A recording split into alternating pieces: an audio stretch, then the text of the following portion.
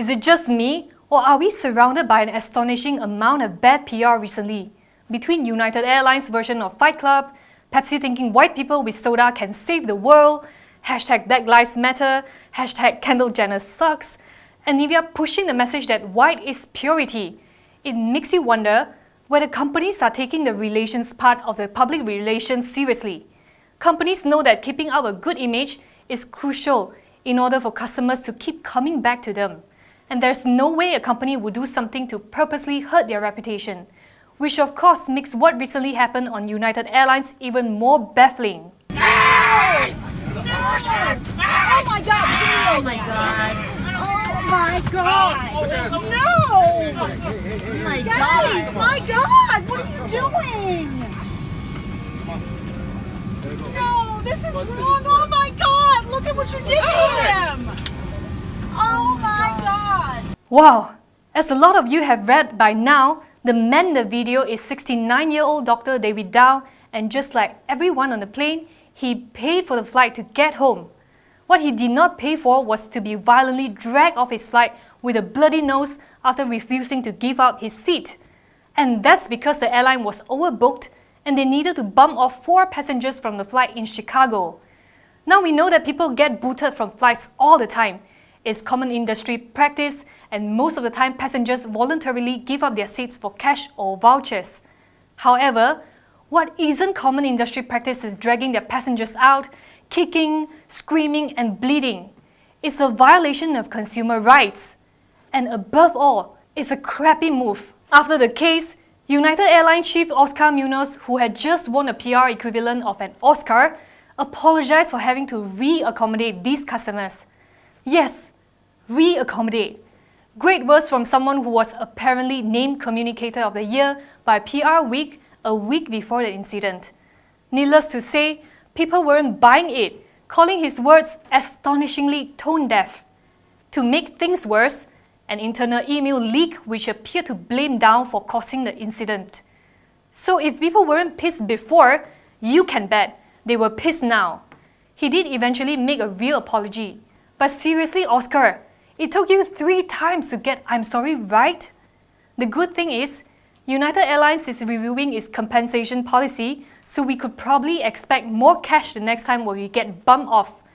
But what I'm trying to say here is, this is not a trial and error game where you think you could learn to do damage control after things get screwed up.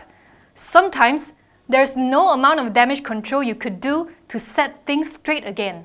A lesson Maxis understand only too well. In late February last year, it came to light that Maxis had been quietly offering a secret postpaid plan to a few select customers who had been threatening to port out. Unhappy as they were with Maxis' plan compared to its competitors, the plan was eventually found out by an angry customer who aired his grievances on a local forum, where he detailed that the secret plan was offering unlimited calls and SMS, 5 GB of data at 68 ringgit, which is exactly the same specs as Maxis One plan, which costs 158.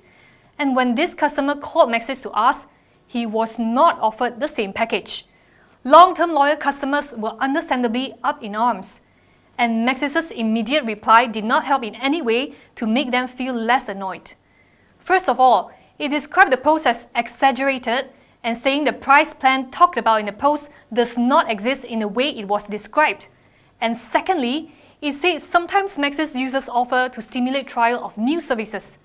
Yes, somewhat shifting the blame to the customer really works. Not. It got so bad that Maxis chief Morten Lundell himself had to go on Facebook Live to offer an explanation. We have been preparing our own offerings, but we have taken too much time because we wanted to add more great features than just more data. While we were developing these new plans, some individual customers had tailored plans offered to them. And this has angered some of you, and it also doesn't fit with our company's commitment to fairness and transparency. So, we were late in responding to you, and we treated individual customers differently, and for that, we're sorry. Again, why did it take so long to apologize? And why not just offer everybody the same rate in the first place? In total, Maxis lost 768,000 subscribers in 2016. Of course, it is impossible to know exactly how many of these cases were related to bad PR, but it's safe to say it probably didn't help. And in the most extreme case, good communication would have helped to ease more than just feelings. In the case of MH370, the criticism was that everyone had failed to just communicate, whether it was the airline, the government, or the authorities. And for bad communication in this case, the fallout is more than just inconvenience passengers and hurt feelings. After the plane disappeared on March 8, 2014, the airline failed to manage the crisis properly. The first statement was issued 5 hours after the loss of contact with the plane.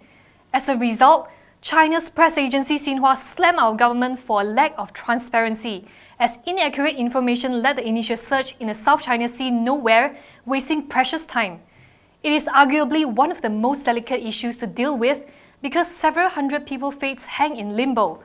But the Malaysian government could have acted in a way to establish trust early with the families. We know that if companies run their businesses properly and not shove customers all the time, there would be far fewer PR blow-ups.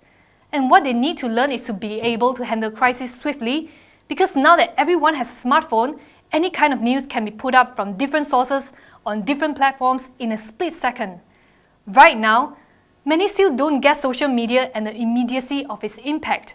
So, please take responsibility, own the blame, and above all, don't take more than one try to say, "I'm sorry, we will do better." Just saying.